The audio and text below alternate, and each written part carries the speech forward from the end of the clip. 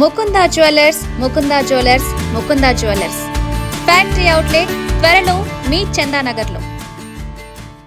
Indian commercial బ్యాంకులు వివిధ రకాల బ్యాంక్ అకౌంట్లు అందిస్తున్నాయి. ప్రతిదానికి స్పెషల్ ఫీచర్లు, రూల్స్ అండ్ రెగ్యులేషన్స్ ఉంటాయి. ముఖ్యంగా అకౌంట్లలో మనీ డిపాజిట్స్ కు సంబంధించి కొన్ని నియమాలు ఉన్నాయి. ఇవి తెలుసుకోకపోతే పెనాల్టీ, ఐటీ నోటీసులు అందుకునే అవకాశం ఉంది. సరైన లిమిట్స్, డాక్యుమెంటేషన్ గురించి అవగాహన ఉంటే ఎలాంటి ఇబ్బందులు ఉండవు. లిమిట్ ఎంత? బ్యాంకింగ్ సేవింగ్స్ అకౌంట్లలో ఒక ఫైనాన్షియల్ ఇయర్ 10 లక్షల రూపాయల కంటే ఎక్కువ క్యాష్ డిపాజిట్ చేయొద్దు. చేస్తే బ్యాంక్ దాన్ని ఇన్కమ్ ట్యాక్స్ డిపార్ట్మెంట్కు రిపోర్ట్ చేస్తుంది.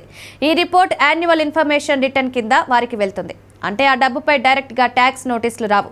కానీ మీ ఇన్కమ్ ప్రొఫైల్తో సరిపోలకపోతే అధికారులు ప్రశ్నిస్తారు. కరెంట్ అకౌంట్కు ఈ లిమిట్ 50 లక్షల రూపాయలు. ఈ రూల్ను రిజర్వ్ బ్యాంక్ ఆఫ్ ఇండియా గైడ్లైన్స్తో రూపొందించారు. మీరు బిజినెస్ చేస్తూ రోజు క్యాష్ లీడింగ్స్ చేస్తుంటే ఈ లిమిట్ దాటకుండా చూసుకోవాలి. ఒక్క రోజులో 50,000 రూపాయలు లేదా అంతకంటే ఎక్కువ క్యాష్ డిపాజిట్ చేస్తే పాన్ కార్డ్ వివరాలు ఇవ్వాల్సిందే. పాన్ లేకపోతే ఫామ్ 60 లేదా 61 సబ్మిట్ చేయాలి. చిన్న డిపాజిట్స్ చేసిన ఏడాది మొత్తం 10 లక్షల రూపాయలు దాటితే ట్యాక్స్ అధికారులు నోటీస్ పంపుతారు. ఇది మనీ లాండరింగ్, అకౌంట్ మిస్యూజ్ను నియంత్రించేందుకు తీసుకొచ్చిన రూల్. ఒకవేళ మీ ఇన్కమ్ రిటర్న్స్లో ఈ డిపాజిట్స్కు సంబంధించిన ఆధారాలు లేకపోతే అధికారులు డీటెయిల్డ్ ఇన్వెస్టిగేషన్ స్టార్ట్ చేస్తారు. అందుకే పెద్ద మొత్తంలో క్యాష్తో డీల్ చేసే ముందు డాక్యుమెంట్స్ రెడీగా ఉంచుకోవాలి. లిమిట్ దాటి క్యాష్ డిపాజిట్ చేస్తే ఇన్కమ్ ట్యాక్స్ డిపార్ట్మెంట్ మీకు నోటీస్ పంపుతుంది. సెక్షన్ 131, 142(1) కింద 148 కింద ఈ చర్యలు తీసుకుంటారు. ఆ డబ్బు ఎక్కడి నుంచి వచ్చిందో సరిగా చెప్పలేకపోతే సెక్షన్ 68 కింద దాన్ని అన్ఎక్స్ప్లెయిన్డ్ ఇన్కమ్గా లెక్కలోకి తీసుకుంటారు. అప్పుడు 60% ఫ్లాట్ ట్యాక్స్, పైన సర్చార్జ్, సెస్ కలిపి 75% కంటే ఎక్కువ ట్యాక్స్ కట్టాల్సి వస్తుంది.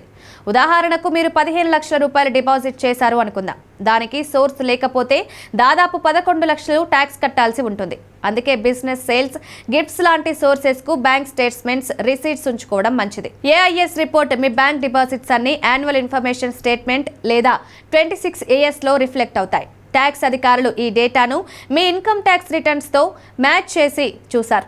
ఒకవేళ డిపాజిట్స్ మీ డిక్లేర్డ్ ఇన్కమ్తో మ్యాచ్ కాకపోతే నోటీసులు అందుతాయి. ఉదాహరణకు మీ రిటర్న్స్లో 5 లక్షల రూపాయల ఇన్కమ్ చూపించి 12 లక్షల రూపాయల డిపాజిట్ చేస్తే అధికారులు ఆ గ్యాప్ గురించి అడుగుతారు.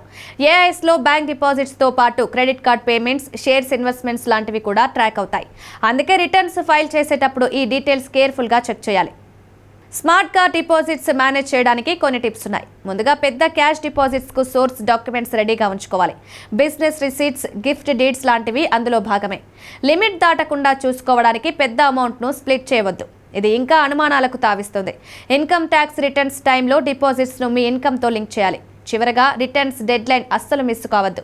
ఇది అధికారుల దృష్టిని ఆకర్షిస్తుంది. డిజిటల్ పేమెంట్స్, చెక్స్, యూపీఐ లాంటివి వాడితే క్యాష్ డిపాజిట్స్ అవసరం తగ్గుతుంది. ఇలా ట్రాన్స్పరెంట్గా ఉంటే నోటీసుల టెన్షన్ ఉండదు.